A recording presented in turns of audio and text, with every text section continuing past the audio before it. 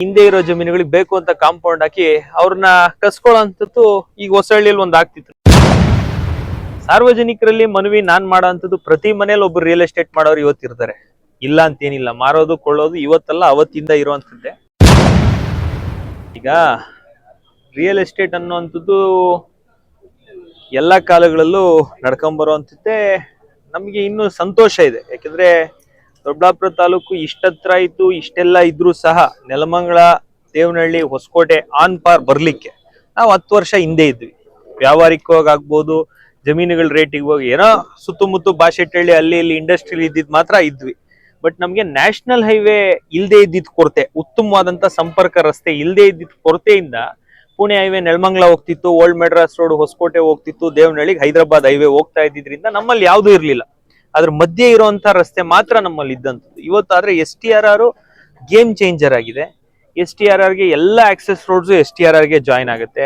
Airport access ನಮ್ಗೆ ಚೆನ್ನಾಗಿದೆ. ಹಾಗಾಗಿ ಇವತ್ತು ಭೂಮಿಗೆ ಬೆಲೆ ಬಂದಿದೆ. ನ್ಯಾಚುರಲಿ ನಿಮ್ಗೆ ಗೊತ್ತು, ದೇವನಹಳ್ಳಿಲೂ ಭೂಮಿಗೆ ಬೆಲೆ ಬಂದ್ಮೇಲೆ ಯಾವ ರೀತಿ ಕೇಸ್ಗಳು, ಲಿಟಿಗೇಷನ್ಗಳು, ಯಾರೋ ಆಂಧ್ರದವ್ರು ಇಳಿದು ಬಂದು 10 ಲಕ್ಷ 20 ಲಕ್ಷ ಕೊಟ್ಟು ಅಗ್ರಿಮೆಂಟ್ಗಳು ಹಾಕೊಂಡು ಇವತ್ತರೆಗೂ ಸಾಲ್ವ್ ಮಾಡಕ್ಕಾಗದೆ ಅಗ್ರಿಮೆಂಟ್ ರಿಜಿಸ್ಟರ್ಗಳು ಇದಾವೆ. ಸಾರ್ವಜನಿಕರಲ್ಲಿ ಮನವಿ ನಾನ್ ಮಾಡೋಂಥದ್ದು, ಪ್ರತಿ ಮನೇಲಿ ಒಬ್ರು ರಿಯಲ್ ಎಸ್ಟೇಟ್ ಮಾಡೋರು ಇವತ್ತಿರ್ತಾರೆ, ಇಲ್ಲ ಅಂತೇನಿಲ್ಲ. ಮಾರೋದು ಕೊಳ್ಳೋದು ಇವತ್ತಲ್ಲ ಅವತ್ತಿಂದ ಇರುವಂತದ್ದೇ.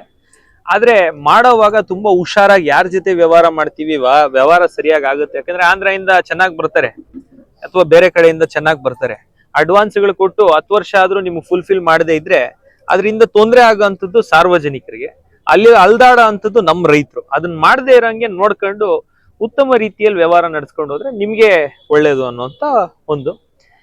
ಇವೆಲ್ಲ ಮಾಮೂಲಿ ಯಾವಾಗ್ಲೂ ಇದ್ದಂಥದ್ದೇ. ಅದನ್ನ ಸಾಲ್ವ್ ಮಾಡೋದಕ್ಕೆ ಅಧಿಕಾರಿಗಳಿದ್ದಾರೆ, ನಾನ್ ಸಾಲ್ವ್ ಮಾಡಕ್ ಆಗಲ್ಲ. ನಾನು ಏನಿದ್ರು ರೆಫರ್ ಮಾಡ್ಬೋದು ಅಷ್ಟೇ. ನನಗೆ ಸೈನಿಂಗ್ ಅಥಾರಿಟಿ ಇಲ್ಲ. ಸೈನಿಂಗ್ ಅಥಾರಿಟಿ ಏನಿದ್ರು ಒಂದೇ ಒಂದು ಬಗರುಕುಂ ಸಮಿತಿಯಲ್ಲಿ ನಮ್ಗೆ ಇರುವಂತದ್ದು. ಅದ್ರಲ್ಲಿ ನಾವು ರೈತರಿಗೆ ಒಳ್ಳೇದ್ ಮಾಡ್ಲಿಕ್ಕೆ ಪ್ರಯತ್ನ ಪಡ್ತೀವಿ. ಇಂತ 10 ಪ್ರಕರಣಗಳು ಬರ್ತಾನೆ ಇರ್ತವೆ, ಪ್ರತಿನಿತ್ಯ ಬರ್ತವೆ ನಮ್ ಗಮನಕ್ಕೆ. ಇವತ್ತು ಬಂದಿರೋದ್ರಲ್ಲಿ 10 ಪ್ರಕರಣಗಳು ಇಂತವೇ ಇದಾವೆ. ಬಲಾಢ್ಯರು ಬಂದು ನಮಗ್ ರಸ್ತೆ ಬಿಡಲ್ಲ. ಈಗ ಹೇಳಿದೆ ನಾನು, ಉದಾಹರಣೆಗೆ ಹಿಂದೆ ಇರೋ ಜಮೀನುಗಳಿಗೆ ಬೇಕು ಅಂತ ಕಾಂಪೌಂಡ್ ಹಾಕಿ ಅವ್ರನ್ನ ಕಸ್ಕೊಳ್ಳೋಂಥದ್ದು ಈಗ ಹೊಸಹಳ್ಳಿಯಲ್ಲಿ ಒಂದ್ ಆಗ್ತಿತ್ತು. ನಾನು ಹೇಳಿದೆ ತಹಸೀಲ್ದಾರ್ ಅವ್ರು, ನೋಡಿ ಸರ್, ಯಾರ ನಿಮ್ಮ ಸಿಬ್ಬಂದಿ ಏನೋ ಹೇಳ್ತಾರಂತೆ, ನಾನೇ ಮಾಡ್ತೀನಿ, ಬೇಕಾದ್ರೆ ರೈತರನ್ನ ಉಳಿಸೋಂತ ಕೆಲಸ ನಾವು ಮಾಡ್ಬೇಕು ಅಂತ.